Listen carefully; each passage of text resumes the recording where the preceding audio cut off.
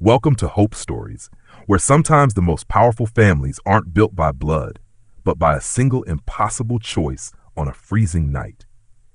Imagine losing everything you love and then finding it cradled in the arms of a stranger who has nothing. Would you fight for it or risk your heart to trust the unthinkable? This is a story of love born in darkness, of secrets that threaten to tear that love apart, and of one young man forced to decide how far he'll go to protect the only person who ever saved him. What happens when the truth you've hidden collides with the future you've built? Stay with us, because what you're about to hear will move you, challenge you, and might just change how you see family forever. Now, let's step into their world. The night was cold enough to sting. The kind of New York winter evening where breath turns to smoke and the city's wealth glitters in stark contrast to its forgotten corners. Richard Anderson's driver slowed as they turned down an alley in the Lower East Side. He'd left his penthouse hours earlier, restless and consumed by guilt, chasing any thread that might lead to his missing infant daughter. 7 weeks had passed since she vanished from their heavily guarded home, and despite an army of private investigators and police, the trail had gone cold. But tonight, fate was waiting. A small figure hunched near a dumpster caught Richard's eye. At first, he thought it was just another homeless teen searching for scraps. Then he saw what the boy cradled against his chest, a baby, bundled in rags, whimpering softly. Richard's heart lurched. He stepped out into the icy air, his $1,000 shoes crunching broken glass. "Hey!" he called softly. The boy turned, wide-eyed, ready to bolt. He looked about 16, face smeared with grime, brown hair tangled under a too-thin hoodie. His arms tightened protectively around the infant. "She's not yours," Richard said, his voice breaking. "That's my daughter." The boy's gaze was fierce. "She's mine as much as anyone's. I found her crying in a trash bin behind Penn Station. Nobody came for her. Nobody cared. So I did." Richard froze. Beneath the filth and defiance, the kid's arms trembled with exhaustion, his eyes shadowed by sleepless nights. He whispered a name, Luna. Richard pulled back the blanket, heart pounding. There it was, the tiny birthmark shaped like a star on her wrist. It really was Isabel. Relief and shame crashed over him. This street kid had done what all his money, guards, and security systems hadn't, kept his child alive. As sirens wailed distantly, Richard faced a dilemma that would haunt him forever.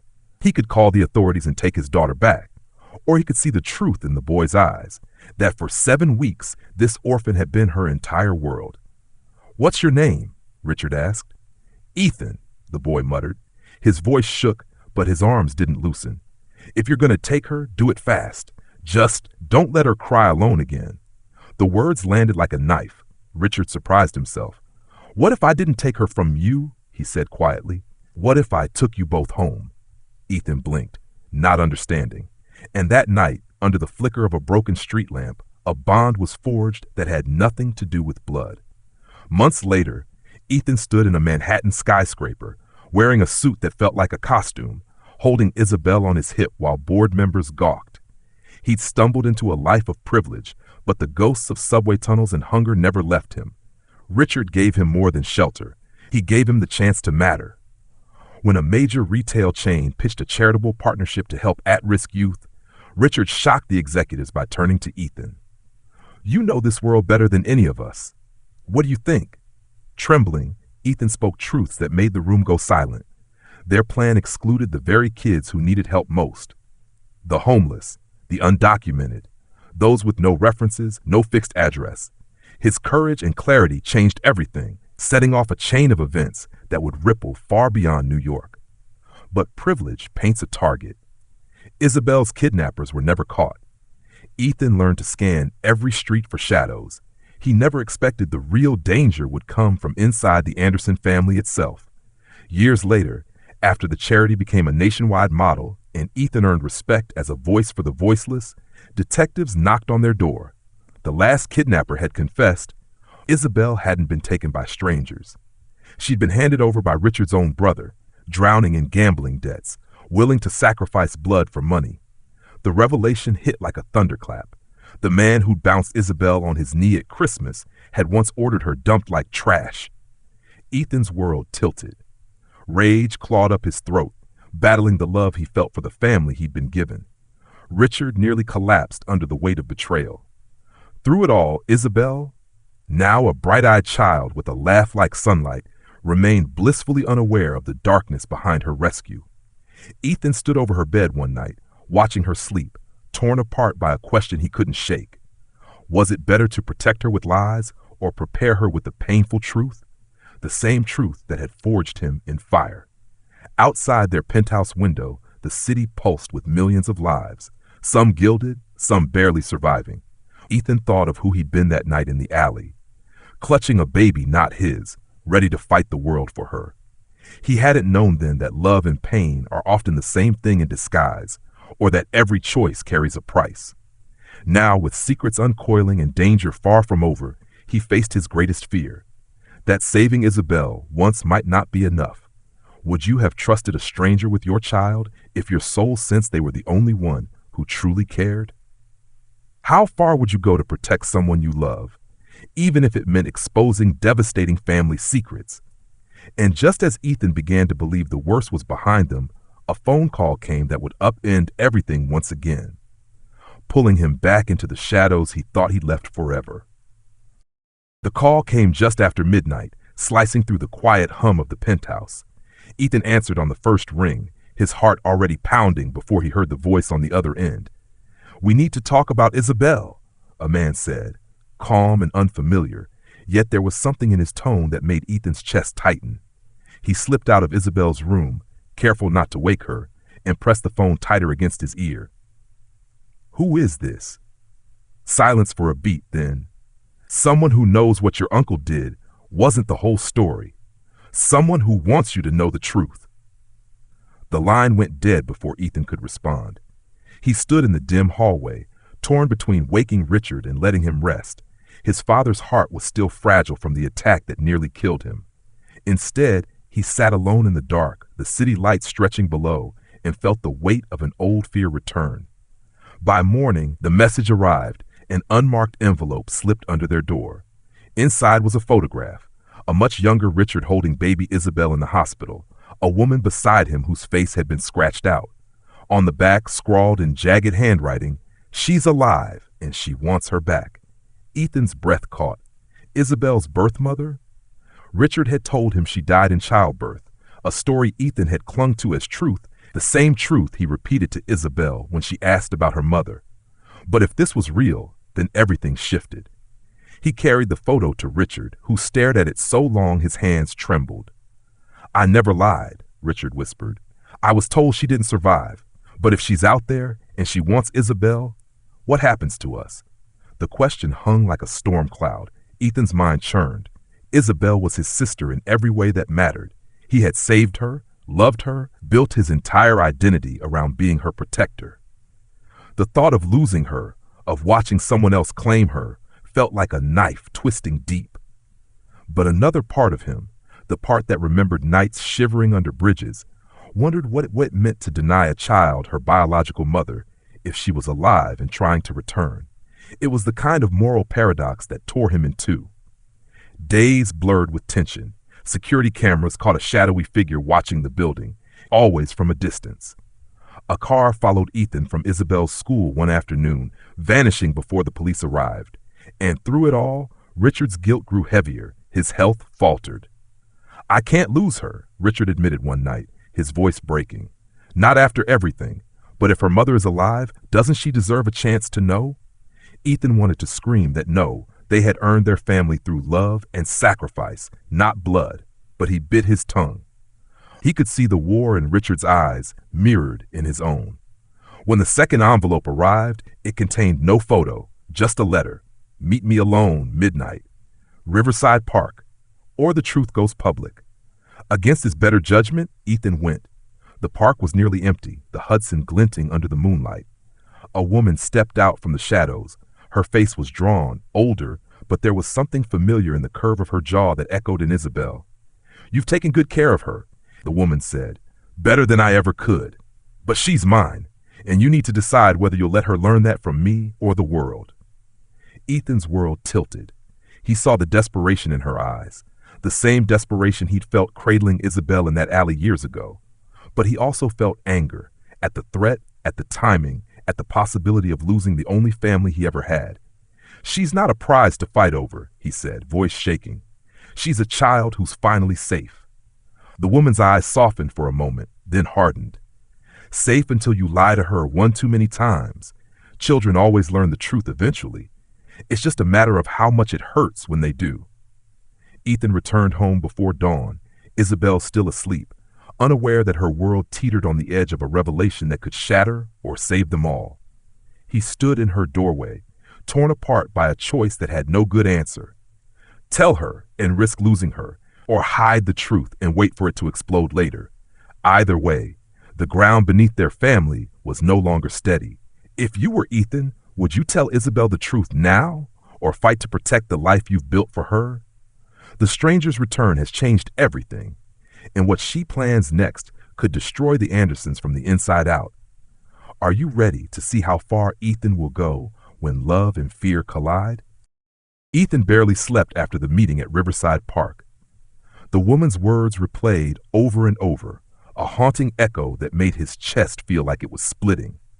By dawn, Richard noticed the shadows under his son's eyes and pressed gently, but Ethan brushed him off, unwilling to add more weight to a man already weakened by guilt and heart trouble.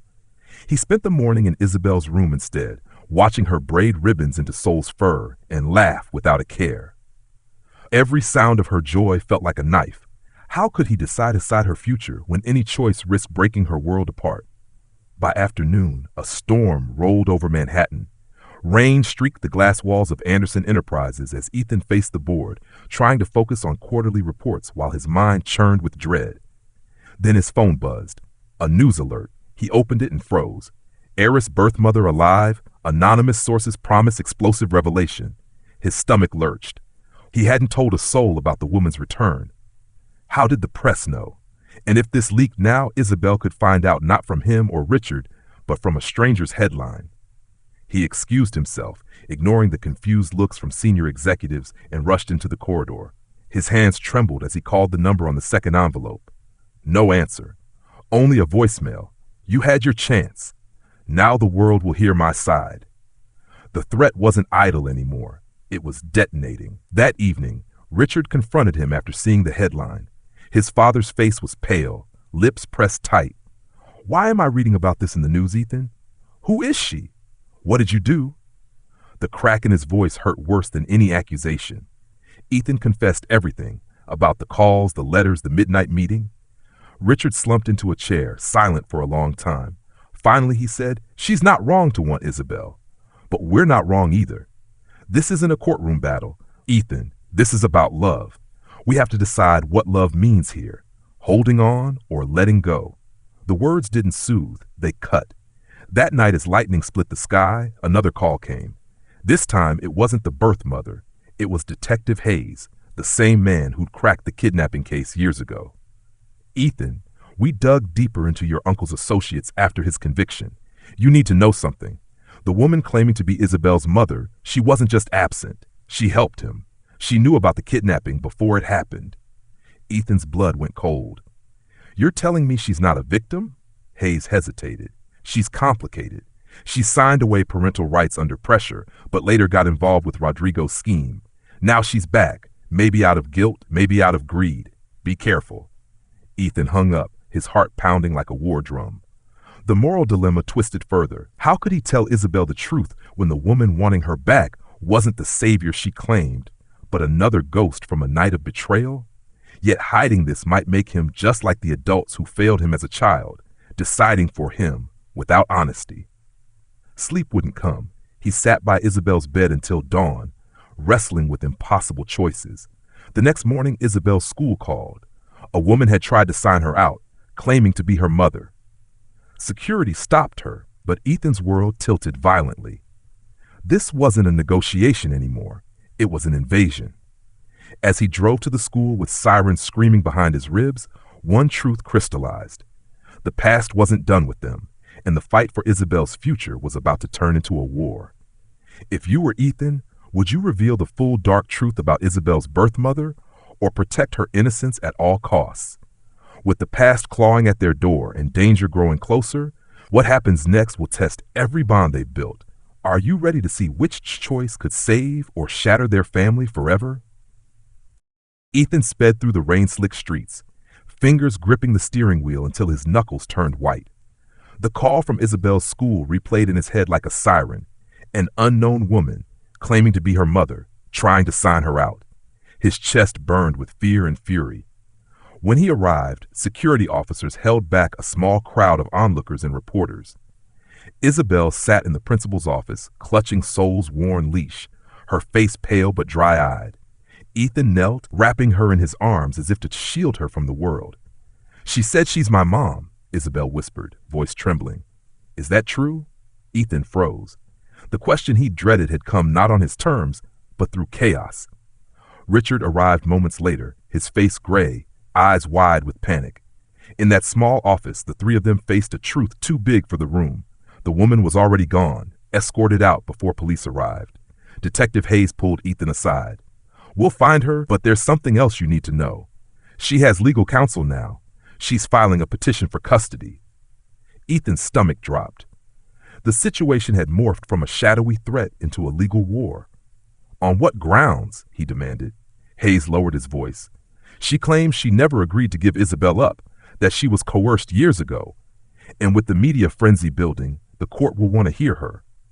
Ethan felt the world tilt. He had fought through hunger and darkness for Isabel, given her safety, love, a home. Now a stranger with a blood connection and a sordid past threatened to unravel everything. That night, Isabel crawled into Ethan's bed while thunder cracked outside.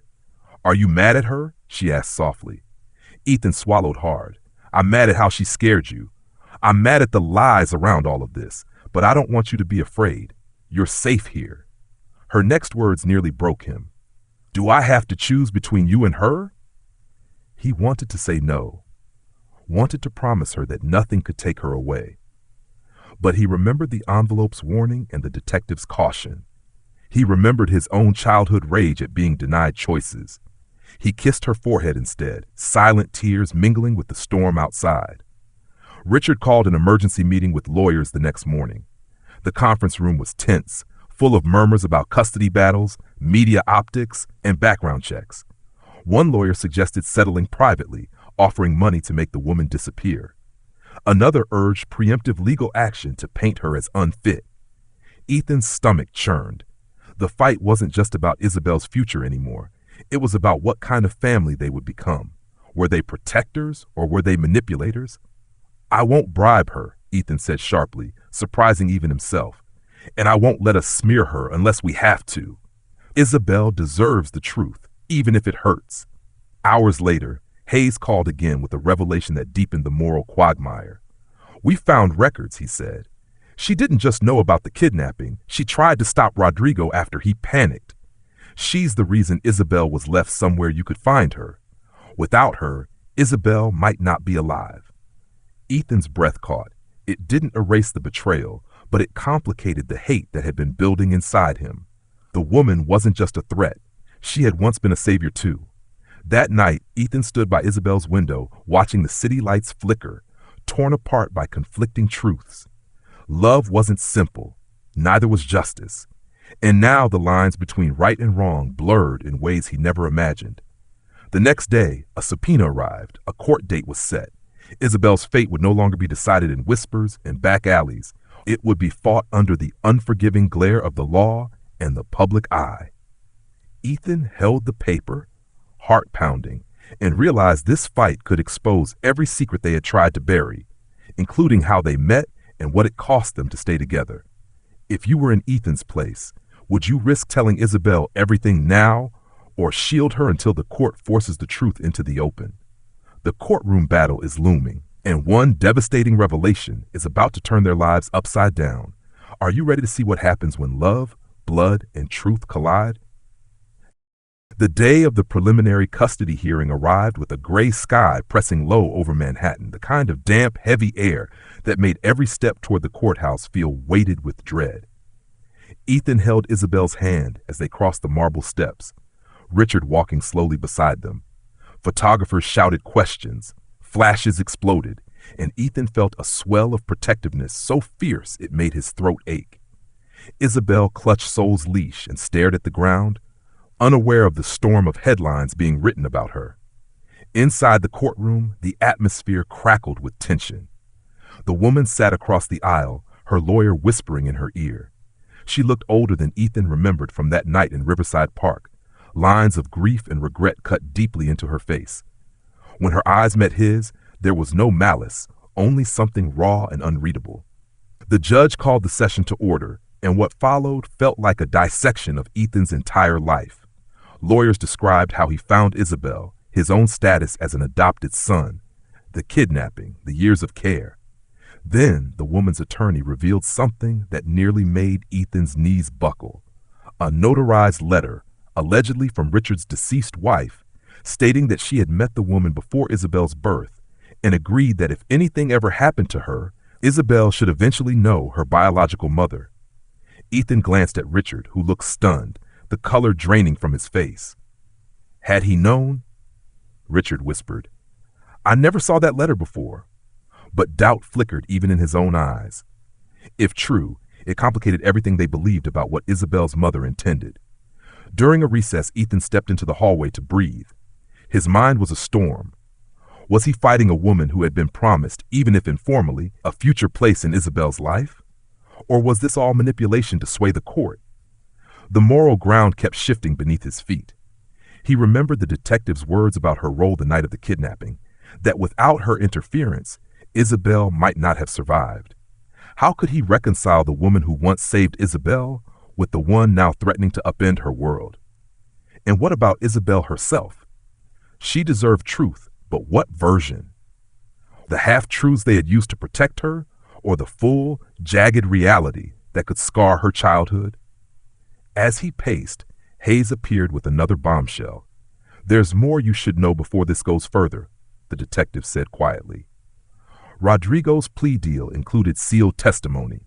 We just got clearance to review it. He claimed your birth mother didn't just help leave Isabel where you could find her.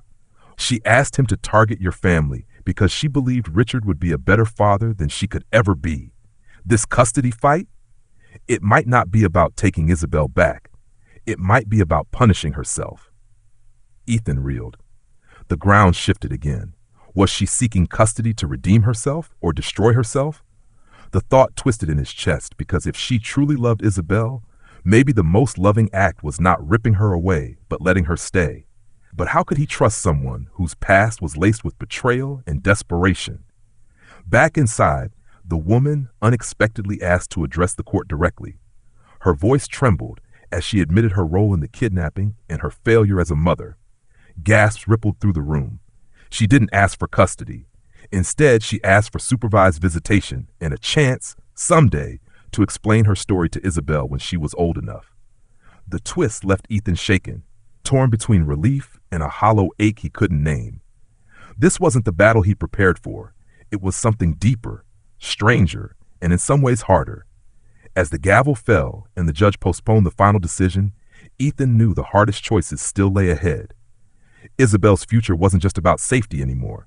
It was about identity, forgiveness, and love that defied simple definitions. If you were Ethan, could you find it in your heart to let this woman have a place in Isabel's life despite her past? Or would you keep her away to protect the family you built? The next revelation will force Ethan to confront a truth that could either heal old wounds or tear them wide open. Are you ready to see what happens when forgiveness comes with a price? The final hearing took place under a pale winter sun, the kind of light that feels thin and brittle, as if the sky itself is holding its breath. Ethan sat between Richard and Isabel, his hand clasping hers tightly while she hummed to Saul on her lap. She still didn't know the full weight of why they were there. She only sensed that something important was being decided. Across the aisle, the woman, her biological mother, sat with her attorney. She looked tired but calm, no longer the shadowy figure from Riverside Park or the desperate stranger outside the school. Something about her had changed since she confessed the truth in court. She looked lighter, as though admitting her failures had freed her. The judge spoke slowly, acknowledging the complexity of the case. This is not about who loves Isabel more. It is about her best interests. Ethan felt his chest constrict with every word. The court recognized the years of care Ethan and Richard had given her, the stability and love she thrived in. But the judge also acknowledged the biological mother's candor and the quiet heroism buried in her past mistakes. When the ruling came, it was like the room exhaled. Full custody remained with Richard and Ethan. Supervised visitation for the mother was granted with a schedule to be determined privately. It wasn't victory. It wasn't defeat.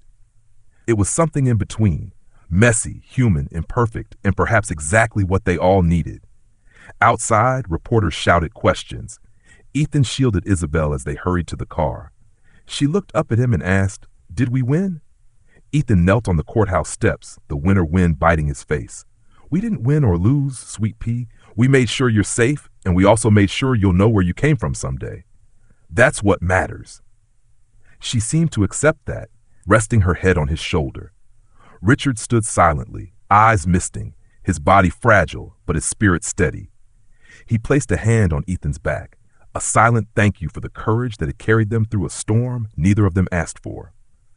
Weeks later, the first supervised visit took place in a quiet room at a family center. Isabel entered hesitantly, holding Ethan's hand. The woman knelt to meet her eye level. No cameras, no courtrooms, just a mother seeing her child. She didn't cry or beg. She simply said, "Hi, Isabel. I'm glad I get to see you."